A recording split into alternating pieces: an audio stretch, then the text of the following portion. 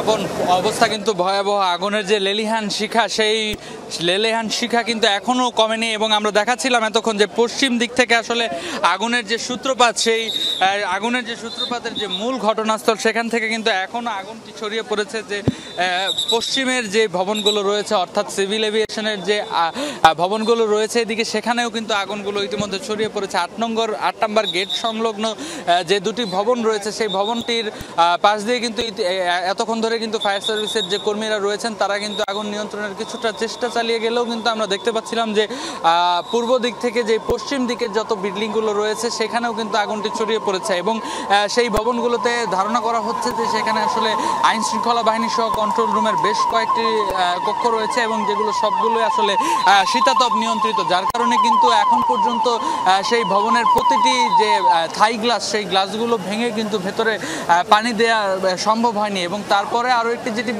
বিষয়, সেটি হচ্ছে প্রতিটি এই যে দোতলা ভবনের উপরেই কিন্তু এসির যে আউটডোরগুলো রয়েছে সেগুলো কিন্তু সেখানে রয়েছে, যার কারণে কিন্তু বড় ধরনের যে বিস্ফোরণ, সেই বিস্ফোরণ এখন এড়ানো সম্ভব হয়নি এবং বিস্ফোরণের কিন্তু সংখ্যাও রয়েছে। সেই সাথে এই যে সিভিল এভিয়েশনের বাইরে ঠিক পেছন দিকে যেই পার্কিং লট রয়েছে, সেই পার্কিং লটগুলোতে কিন্তু একের পর এক অ্যাম্বুলেন্স দিয়ে ভেতরের যত দগ্ধ রোগীরা রয়েছেন তাদের কিন্তু বাইরে নিয়ে আসার যে প্রচেষ্টা, সেই প্রচেষ্টা কিন্তু চালাচ্ছেন এখানকার স্বেচ্ছাসেবক কর্মী সহ সেনাবাহিনী, পুলিশ, আনসার, প্রত্যেককেই কিন্তু আমরা দেখেছি ইতিমধ্যেই কিন্তু বেশ কয়েকজনকে কিন্তু এখান থেকে দগ্ধ অবস্থায় বের করে নিয়ে যাওয়া হয়েছে। অর্থাৎ এখন পর্যন্ত নিশ্চিতভাবে বলা যাচ্ছে না আসলে ভেতরে কয়জন আসলে দগ্ধ হয়েছেন। এবং আমরা দেখতে পাচ্ছি যে পূর্ব দিকের যেখানে আসলে আগুনের যে সূত্রপাত, সেখান থেকে কিন্তু এখনও কালো ধোঁয়া নির্গমন হচ্ছে এবং পুরো যে কার্গো কমপ্লেক্স সেখানে কিন্তু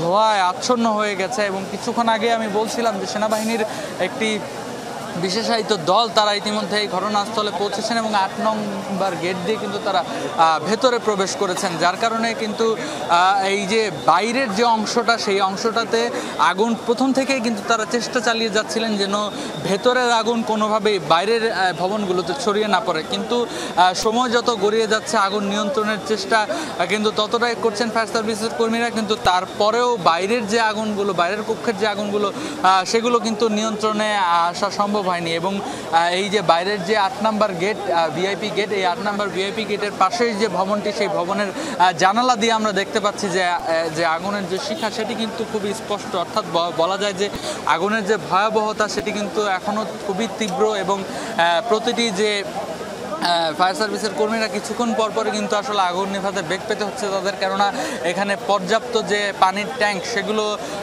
এসে সময় মতো পৌঁছাতে পারছে না ঠিক বাইরের দিকটাতে। ভেতরের দিকে পানি দেওয়া সম্ভব হলেও কিন্তু বাইরের যে আগুন নিয়ন্ত্রণের যে প্রচেষ্টা, সেখানে কিন্তু আসলে আগুন নিয়ন্ত্রণের জন্য হলে যে বাইরের যে ফায়ার ট্যাঙ্কগুলো, পানির ট্যাঙ্কগুলো, সেগুলো কিন্তু প্রয়োজন। এবং কিছুক্ষণ পরপরই আমরা দেখতে পাচ্ছিলাম যে সেই এসকেলেটার সিঁড়ি দিয়ে উপরে উঠে আসলে পানি দেওয়ার চেষ্টা বারবারই করা হচ্ছে এবং কিছুক্ষণ পরপরই কিন্তু পানি স্বল্পতার কারণে সেই প্রচেষ্টা কিন্তু তারা বারবারই থামিয়ে আবার নিচে নেমে যাচ্ছে না। অর্থাৎ বলা যায় যে আগুন নিয়ন্ত্রণের চেষ্টায় যে আসলে পর্যাপ্ত পরিমাণের পানির প্রয়োজন, সেই পানির ট্রাকগুলো কিন্তু এখন পর্যন্ত বিমানবন্দরের ভেতরে প্রবেশ করতে পারছে না, কেননা